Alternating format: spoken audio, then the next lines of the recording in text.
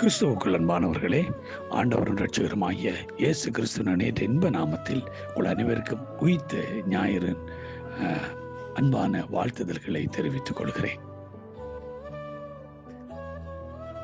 உயிரோடு இருக்கிற ஆண்டவருடைய மகிமையின் கனமும் ஆசீர்வாதம் உங்கள் அனைவரோடும் இருப்பதாக. ஆமென்.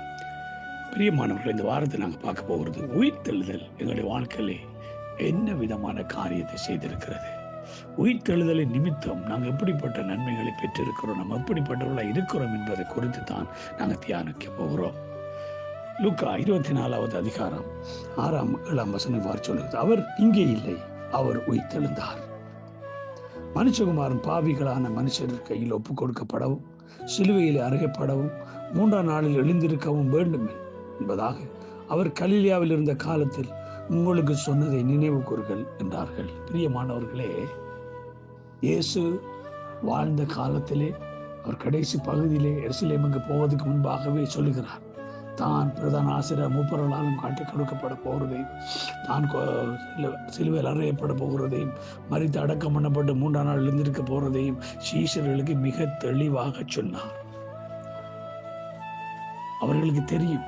ஆனால் நம்முடைய ஆண்டவர் சொன்னபடி உயிர்த்தெழுந்தார். அவர் இங்கே இல்லை, அவர் உயிர்த்தெழுந்தார். அவர் சொன்னபடி உயிர்த்தெழுந்தார். ஆனால் இயேசு சொன்னதை கேட்ட சீஷர்களும் மரியாளும் அதை மறந்து போனார்கள், அதை நினையாமல் போனார்கள். பிரியமானவர்களே, ஆண்டவராய் இயேசு கிறிஸ்து உயிரோடு எழும்புவார் என்ற அந்த செய்தி அறிந்தவர்கள் இயேசு கிறிஸ்து அங்கு உயிர்த்தெழுந்ததை நம்பவில்லை. அங்கே மரியாள் பார்க்கிறாள், கதவு கல் புரட்டி போடப்பட்டிருக்கிறதை பார்க்கிறாள். உள்ளே போகிறாள், துணி இருக்குது, இயேசுவை சடலத்தை காணவில்லை. அங்கே ரெண்டவர்கள் எடுத்து கேட்கிறார், நீங்கள் எடுத்ததுண்டான தந்தாங்கன்னு சொல்லி. அப்பவும் அவர்களுக்கு அந்த உணர்வு வரவில்லை, கண்கள் திறக்கப்படவில்லை. பிரியமான தேவ ஜனமே, இன்றைக்கு இயேசு கிறிஸ்து உயிரோடு எழுந்த தேவன், அவர் உயிர்த்தெழுந்திருக்கிறார். சொன்னபடி உயிர்த்தெழுந்திருக்கிறார். நீங்களும் நானும் இயேசுவை எங்கே தேடிக்கொண்டிருக்கிறோம்? ஆண்டவராய் இயேசு கிறிஸ்து உயிர்த்தெழுந்தவராய் தம்முடைய சீஷர்களுக்கு தம்மை காண்பித்தார்.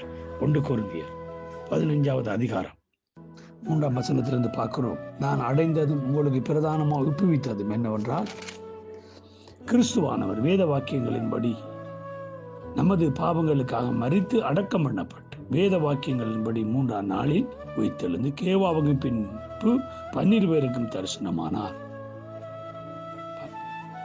இயேசு கிறிஸ்து பேதுரு உட்பட மற்ற 12 பேருக்கும் அவர் தரிசனமானார். தன்னை காண்பித்தார், தான் உயிரோடு இருக்கிறவராய் காண்பித்தார்.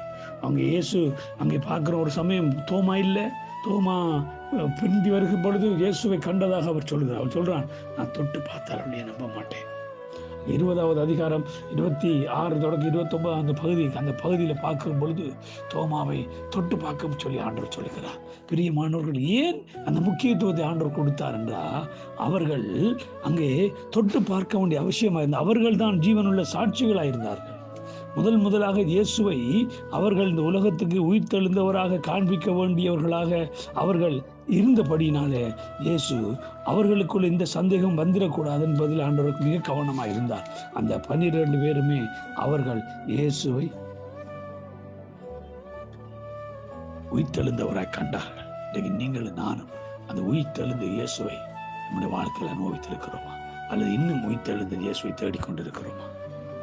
கல்லறையினிடத்திலே நாம் இயேசுவை தேடுகிறோமா, உயிர்த்தெழுந்தவரை நாம் இன்றைக்கு தேடிக்கொண்டிருக்கிறோமா? நாம் உயிர்த்தெழுந்த இயேசுவை தேடுவோம், அவரை காண்பிப்போம். கர்த்தர் தாம் முழுவதும் ஆசீர்வதிப்பாராக. God bless you.